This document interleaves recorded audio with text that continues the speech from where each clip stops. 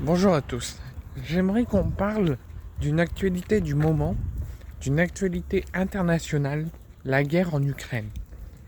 J'ai des nouvelles révélations à vous faire savoir et j'aimerais qu'on en parle parce que c'est une situation dramatique pour les Ukrainiens, cette guerre.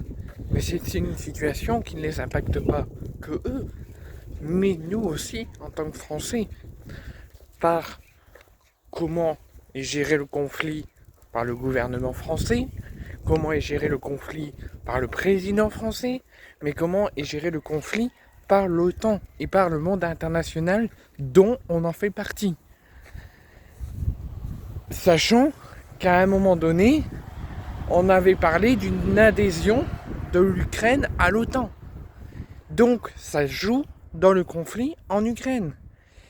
Moi j'entends beaucoup parler en ce moment que les États-Unis, que d'autres pays commencent à se poser la question si ça serait pas mieux de se retirer de l'aide ukrainienne, de l'aide du conflit. Pourquoi je dis ça? Parce que la Russie, leur optique, c'est de nous baratiner. Et de baratiner les personnes, les pays qui soutiennent l'Ukraine. C'est aussi simple que ça. Nous proposer une trêve de 30 jours, proposer une trêve à ceux qui aident l'Ukraine, proposer une trêve à l'Ukraine de 30 jours, acceptée et signée par Zelensky, et au final, le soir même, la nuit même, que la paix et la trêve de 30 jours est signée, Poutine continue à bombarder l'Ukraine. Comme si je vous propose une trêve, mais derrière, je vous ai eu, je continue à bombarder encore. Les bombardements ont continué jusqu'à aujourd'hui. Et aujourd'hui, cette fois-ci, c'est Poutine qui revient à l'action d'une potentielle trêve, mais pour proposer une trêve de 3 jours.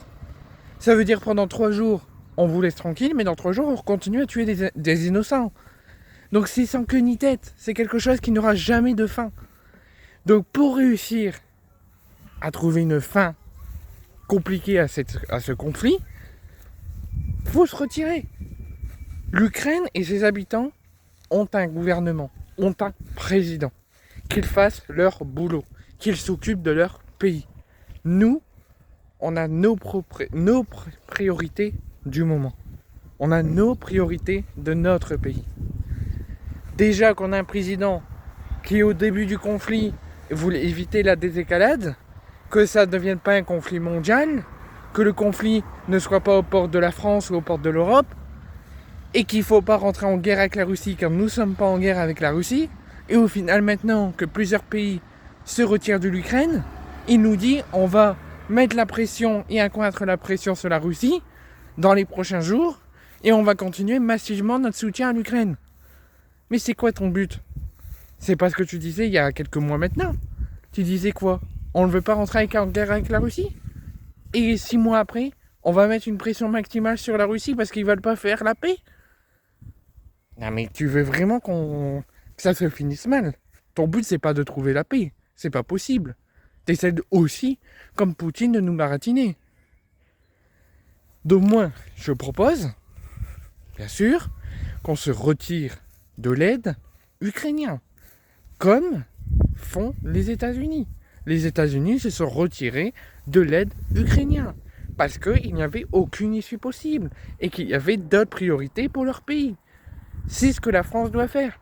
Et si la France ne veut pas suivre les autres pays, mais veulent continuer à soutenir l'Ukraine, ben qu'on fasse du soutien non militaire, mais qu'on fasse du soutien humanitaire. Par l'envoi de psychiatres, de psychologues, par l'envoi de nourriture qui permettent aux habitants ukrainiens de tenir.